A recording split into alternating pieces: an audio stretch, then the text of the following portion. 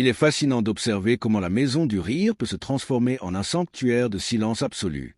Louis de Funès, cet homme qui autrefois faisait exploser de joie l'ensemble de la France entière, a passé ses ultimes années retranchées derrière les imposantes murailles de pierre d'un domaine aujourd'hui quasiment effacé des mémoires collectives. C'est précisément là qu'il échappait à la frénésie de la célébrité, qu'il se consacrait au jardinage, à l'écriture introspective et qu'il finit par rendre son dernier soupir. Mais qu'a-t-il bien pu se dérouler réellement derrière ces grilles impénétrables? Comment le comédien le plus adoré de toute l'histoire du cinéma français a-t-il pu léguer une fortune aussi désespérément vide? Plongeons ensemble dans la vie de l'homme caché derrière les éclats de rire incessants. Louis-Germain David de Funès de Galarza voit le jour le 31 juillet 1914 à Courbevoie, en banlieue parisienne. Ses parents, des immigrés espagnols originaires de Séville, luttent pour s'intégrer dans cette nouvelle patrie. Louis grandit frêle, timide et souvent raillé pour sa petite stature, rendant impensable l'idée qu'il deviendrait un colosse de la comédie. Pourtant, ses insécurités profondes forgeront l'expressivité corporelle qui deviendra sa signature inimitable. Son enfance, écoulée dans des logements modestes entre les deux guerres mondiales, aiguise son sens de l'observation des prétentions humaines, des vanités ridicules, des peurs quotidiennes, tous ces éléments qu'il amplifiera plus tard à l'écran avec un génie absolu. Contrairement à de nombreux stars, Louis ne connaît pas la gloire précoce. Durant la Seconde Guerre mondiale, déclaré inapte au service militaire, il survit en jouant du piano dans les bars enfumés de Paris. Sans renommée ni argent, mais doté d'un talent exceptionnel pour imiter les gens autour de lui. Un soir de 1945, le destin intervient. En sortant du métro, il croise l'acteur Daniel Gélin qui lui propose un petit rôle dans La Tentation de Barbizon. Cette rencontre fortuite marque son entrée dans le monde du cinéma. Pendant près de 20 ans, il demeure un second rôle, serveur par-ci, commerçant par-là, mais volant systématiquement chaque scène. Les critiques le jugent trop nerveux, trop vulgaire, trop populaire. Le public, lui, perçoit une authenticité rare.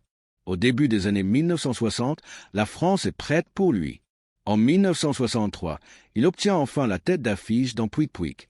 L'année suivante, une série irrésistible, Le Gendarme de Saint-Tropez, Fantomas, Le Cornio.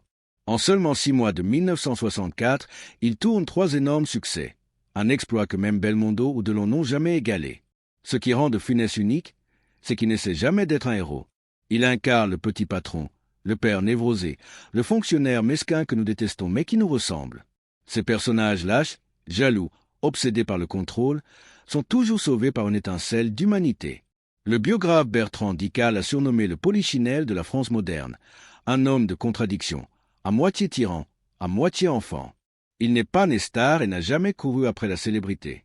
Son ambition, être le meilleur des seconds rôles. Ironie du sort, cette humilité en fait une légende. Le seul comédien français depuis Charlie Chaplin dont les films rassemblent encore 4 générations devant l'écran. Nous explorons sa vie cachée au château, ses derniers jours, la fortune envolée, les scandales familiaux, le destin de sa maison et son héritage éternel. Les origines modestes et l'ascension fulminante. Louis de Funès naît dans un contexte de précarité qui marquera à jamais son caractère et son article. Courbevoie, 1914. La famille de Funès vit dans un petit appartement exigu où les odeurs de cuisine espagnole se mêlent au bruit de la rue industrielle. Son père, Théodoro, est un ancien avocat sévillan reconverti en diamantaire ambulant. Sa mère, Léonore, une femme énergique issue de la noblesse andalouse déchue. Il fuit l'Espagne pour des raisons politiques et économiques, mais la France ne les accueille pas à bras ouverts. Louis, 3e enfant, grandit dans l'ombre de ses frères aînés, parlant espagnol à la maison et français avec un accent moqué à l'école. Sa petite taille, il culminera à 1,64 mètres, le rend cible des railleries. Le nain espagnol l'appelle ses camarades. Ses moqueries forgent en lui une hypersensibilité aux gestes humains, aux mimiques faciales, aux tics nerveux qu'il observera et exagérera plus tard. L'enfance est rythmée par les difficultés financières. Entre deux guerres, la famille déménage souvent, de Courbevoie à Paris, puis dans des HLM naissants. Louis aide sa mère à vendre des bijoux au marché, apprend le piano dès l'âge de 5 ans, un don hérité de son père. Il fréquente l'école communale, mais rêve déjà de scène. À 14 ans, il quitte l'école pour un apprentissage de fourreur, puis de tapissier, job qu'il déteste. La musique devient son refuge. Il joue dans des bals musettes, imite les clients pour amuser ses amis.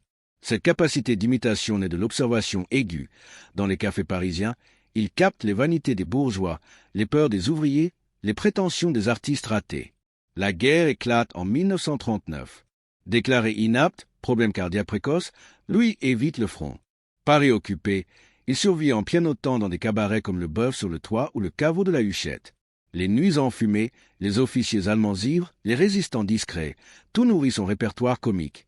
Il imite Hitler pour faire rire les copains, mime les rationnements avec des gestes exagérés. Pas d'argent, mais un réseau. Il rencontre des acteurs mineurs, des metteurs en scène. 1945, la Libération. Louis, 31 ans, sort du métro Châtelet et tombe sur Daniel Gélin, star montante. « Tu as une tête pour le cinéma ?» lui dit Gélin. Petit rôle dans La Tentation de Barbizon, un groom nerveux. Début modeste, mais il vole la scène. Suivent des années de second rôle, La Passagère, 1949, La Rue sans loi, 1950. Toujours le même, nerveux, vulgaire, authentique. Critique mitigée, trop caricatural, cahier du cinéma. Public adore. Il incarne le français moyen. Année 1950, mariage avec Germaine Carroyer, 1936, naissance de Daniel, 1937. Divorce, 1942. Rencontre Jeanne Barthélemy, 1943, mariage, 1943. Jeanne, nièce de Maurice Chevalier, devient sa manager impitoyable. Elle gère tout, contrat, choix de rôle. Louis enchaîne. Ah, Les Belles Bacchantes, 1954, La Traversée de Paris, 1956, avec Gabin. Toujours second, mais mémorable. 1963, Tournant. Pouic Pouic avec Mireille d'Arc, premier rôle principal. Succès modéré, mais preuve qu'il peut porter un film. 1964, Explosion. Le Gendarme de Saint-Tropez, juin. Fantômas, novembre. Le Cornio, mars 1965, mais tourné 1964. 3 blockbusters en un an. Recette folle, Le Cornio dépasse 11 millions d'entrées. De Funès devient bancable. Producteur le supplie. Il impose ses conditions. Cachet fixe, pas de pourcentage. Obsédé par le contrôle, il refuse les risques. Ce qui le distingue, pas de héros glamour. Cruchot le gendarme autoritaire mais ridicule, Fantômas masqué mais comique, Jambier le contrebandier maladroit. Personnage lâche, mesquin, humain. Gestuel unique, yeux exorbités, mains tremblantes, voix aiguë. Inspiré de son enfance, il exagère ses propres insécurités. Public s'identifie. C'est moi au bureau. Biographe d'Ical. Il est le miroir déformant de la société gaulienne, ambitieuse, nerveuse, contradictoire. Ascension fulgurante, mais racine modeste en son humilité. Il refuse les interviews people, vit simplement. Pourtant, gloire épuise, crise cardiaque 1975. Mais avant, apogée, La Grande Vadrouille 1966, 17 millions d'entrées, record absolu. De Funès, roi incontesté. La vie cachée au château de Clermont. Au pic de sa gloire, mi-année 1970, Louis de Funès possède tout. Admiration nationale, fortune conséquente, épuisement total. Son nom remplit les salles obscures instantanément, mais intérieurement, il aspire à l'isolement complet. 2 infarctus graves en mars 1975 le forcent à une remise en question profonde. Médecin ordonne repos absolu, ralentissement, abandon de la perfection obsessionnelle. Pour cet homme maîtrisant chaque détail, c'est une sentence impitoyable. Il quitte Paris définitivement pour le château de Clermont, manoir du XVIIIe siècle perché au-dessus de la Loire, dans le village paisible du Cellier, à 15 kilomètres de Nantes. Acheté fin 1960 grâce au profit de la Grande Vadrouille, il devient refuge post-effondrement. Entouré de rosiers luxuriants, vignes centenaires, 40 hectares de parcs verdoyants, le comique suprême se mue en jardinier passionné. Heure à tailler, planter tulipes multicolores, nourrir canards près de l'étang scintillant. Villageois l'aperçoivent marchant seul, mains croisées derrière le dos, plongé en réflexion profonde. Même dans cette oasis, célébrité hante. Visiteurs rares, refus journalistes et vide voisins. Seuls autorisés, Jeanne Barthélemy de Maupassant, épouse protectrice, et fils Patrick, Olivier. Jeanne gère carrière avec fermeté. Contrat, scénario, choix d'actrice, insiste sur Claude Jansac pour rôles épouses, confiance absolue. À Clermont, harmonie apparente, mais complexité sous-jacente. Jeanne règne sur maison avec précision militaire.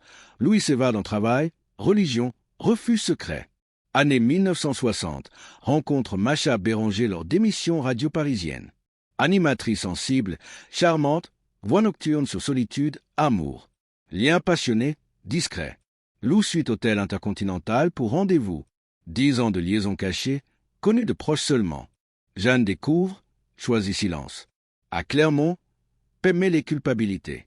Louis prie quotidiennement, craint punition divine, s'accroche travail comme rédemption. Malgré avertissement, retourne cinéma, L'aile ou la cuisse, 1976, avec Coluche, La soupe aux choux, 1981, La zizanie, 1978. Tournage contrôlé. Pas nuit, pas long voyage, siestes obligatoires. Rire persiste, mais homme s'éteint progressivement. Château, jadis animé, sombre en silence.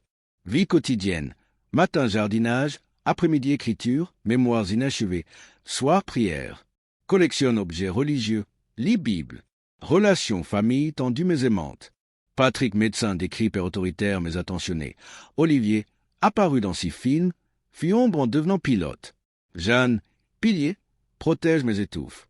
Refuge devient prison dorée. 40 hectares isole mais rappelle mortalité. Louis cultive légumes bio avant mode. Élève poule, fait 20 maisons. Villageois respecte privacy. Rares anecdotes. Offre pomme à enfants. Imite animaux pour rire. Pourtant, solitude pèse. Regret carrière. Peur mort. Année 1970 fin. Santé fragile. Refuse rôles exigeants. Préfère repos. Clermont symbolise dualité. Rire public. Silence privé. Jardinage thérapeutique. Les derniers jours et la mort d'une légende. Début année 1980. Louis de Funès. Légende vivante. Homme fragile. Roi comédie avance lentement. Sourit moins. Cache douleur derrière discipline faire. Chaque éclat tournage coûte cher. Poitrine serrée, main tremblante, souffle court. Refuse arrêter. Tant que j'en ris, je continue. Destin referme piège. Janvier 1983. Voyage familial Arc, Savoie. Déteste froid. Adore petite fille Julia prenant ski. Aminote. Plus mince, pâle, fatiguée vite. Plaisante. Air montagne remettra d'aplomb. Voyage épuise au contraire. Retour Clermont. Peine montée escalier. 27 janvier 1983. Journée calme maison. Soir, vertige, douleur poitrine. Jeannette couchée. Instant plus tard, effondrement. 20h30, hôpital Nantes, crise cardiaque massive. 68 ans. Mort frappe France Tonnerre. Spectateur grandit Rabbi Jacob, gendarme, jeune découvre TV.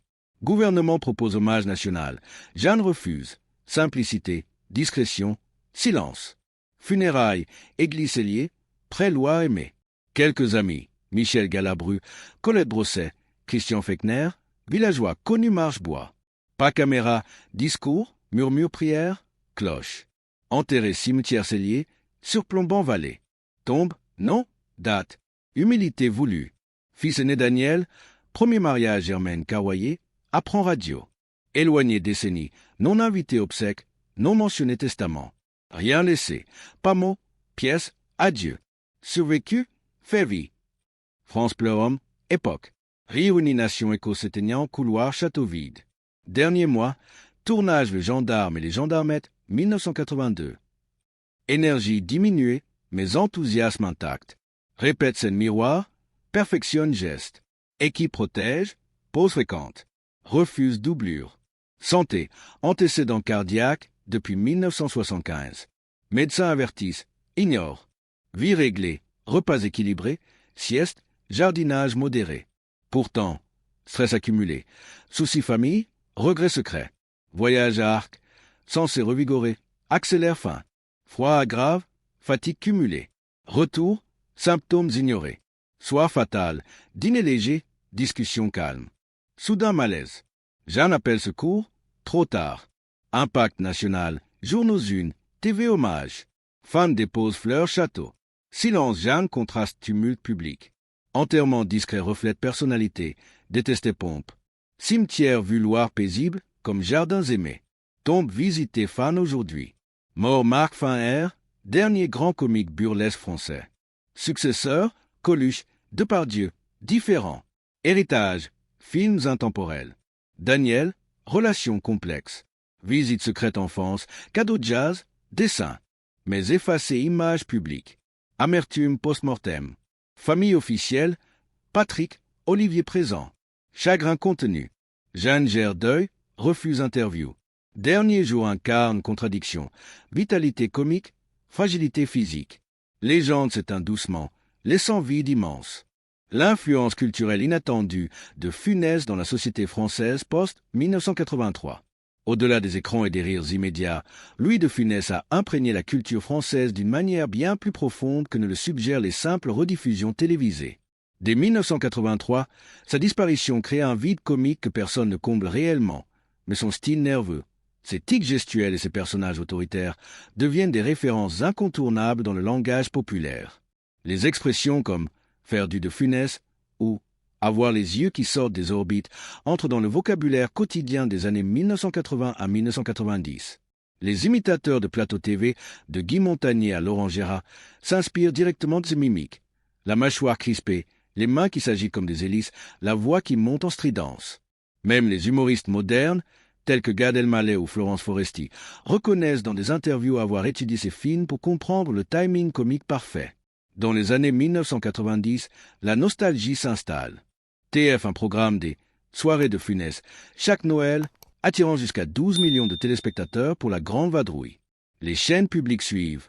France 2 diffuse Le Gendarme en prime time et les enfants des années 2000 grandissent en riant aux mêmes blagues que leurs grands-parents. Ce phénomène intergénérationnel est unique. Aucun autre comédien français n'a réussi à traverser autant de décennies sans ringardiser. Des études sociologiques, comme celle de l'INA en 2004, montrent que 78% des Français de moins de 30 ans connaissent au moins un film de Funès, souvent découvert via la télévision familiale. Le théâtre s'empare aussi de son héritage. En 1995, la pièce Oscar est remontée avec Pierre Arditi dans le rôle créé par de Funès. Les critiques soulignent que le texte de Claude Magnier semble écrit pour sa gestuelle. Des troupes amateurs dans toute la France reprennent Le Gendarme, se marient ou la zizanie, adaptant les dialogues aux réalités locales. À Saint-Tropez, le musée de la Gendarmerie nationale intègre une salle permanente dédiée à Cruchot, uniforme original, moto, photos de tournage. Les touristes affluent et la ville organise chaque été un Festival du rire de Funès, avec projection en plein air et concours d'imitation. La publicité exploite son image. En 2008, une campagne pour une marque de pâte utilise ses grimaces pour vanter la Pasta Furiosa. En 2015, une banque recycle la scène du coffre-fort de Fantômas pour parler sécurité. Ces clins d'œil commerciaux montrent comment de Funès est devenu un symbole national, au même titre que la baguette ou la tour Eiffel. Même la politique s'en empare. Lors des campagnes présidentielles, des candidats imitent son autoritarisme comique pour critiquer la bureaucratie. Nicolas Sarkozy, en 2007, cite le gendarme et les extraterrestres pour parler d'immigration. François Hollande, en 2012, reprend la réplique « autorité » de Cruchot pour moquer ses adversaires. Dans la mode, les années 2010 voient un retour du style de Funès, chemise à carreaux, cravate fine, lunettes rondes. Des créateurs comme Jean-Charles de Castelbajac lancent une collection « Hommage à Louis » avec des imprimés de ses grimaces. Les réseaux sociaux amplifient le phénomène. Sur TikTok, les adolescents recréent ces scènes en 15 secondes, ajoutant filtres et musique trap. Un hashtag de Funès Challenge cumule des milliards de vues en 2023. L'éducation nationale intègre ces films dans les programmes de français. En classe de 3e, Rabbi Jacob sert à aborder le thème de la tolérance et de l'antisémitisme. Des professeurs utilisent la soupe aux choux pour parler écologie et ruralité. Des thèses universitaires se multiplient.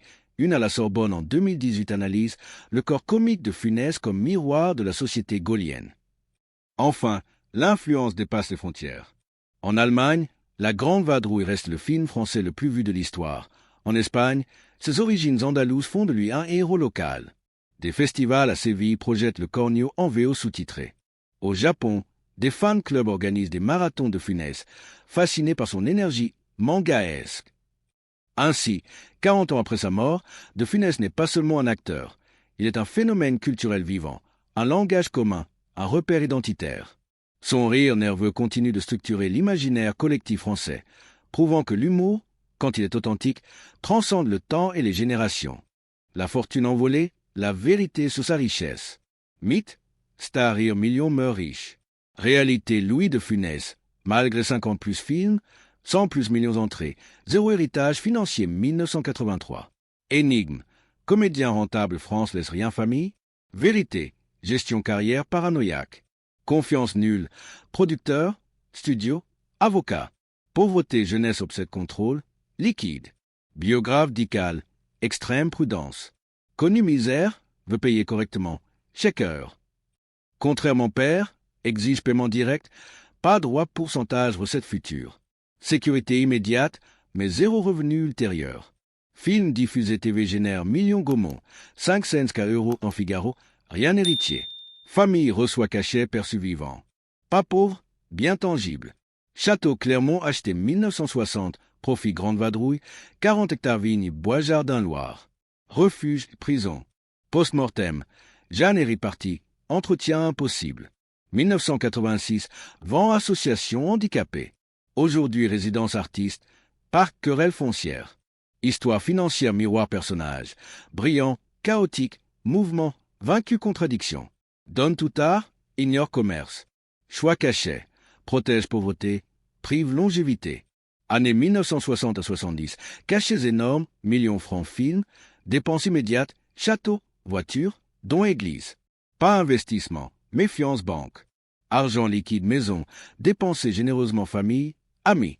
Film classique, gendarme, Rabbi Jacob rediffusé Noël, Génère Fortune Studio. Héritier, rien.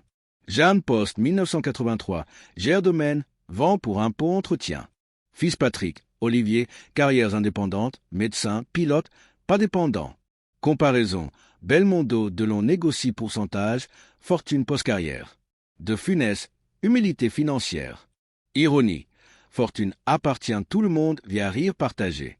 Château vendu symbolise, tangible s'envole, intangible perdure. Querelles actuelles, parc mi-vente 2024, protestation fan. Héritage matériel fragile, comique éternel. De Funès comblé vivant, gloire, amour, paix relative. Mort, vide financier, plein émotionnel. Le scandale de la famille cachée et des amours secrètes. Derrière rire, applaudissements, double vie discipline, secret, conflits émotionnels. Public, mari dévoué Jeanne, 40 plus en mariage. Réalité, complexe. Jeanne, stabilité, contrôle absolu. Gère décision pro, scénario, acteur, femme écran. Protectrice en jaolière. Avant, Germaine Carroyer, mariage 1936, vie modeste Saint-Étienne, appart 10 mètres carrés au-dessus café. Piano bar, loyer peine payé. Daniel né 1937, mariage s'effrite. Louis par Paris 1939, divorce 1942. Jeanne arrive, Daniel effacé public. Daniel, ombre père admiré, inaccessible. Visite secrète, disque jazz, dessin, rire. Enfant secret.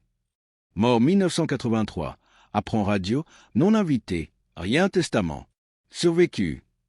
Meurt 2017 crise cardiaque, comme père. Famille officielle, Patrick, médecin, aimant, autoritaire. Mêlait tout.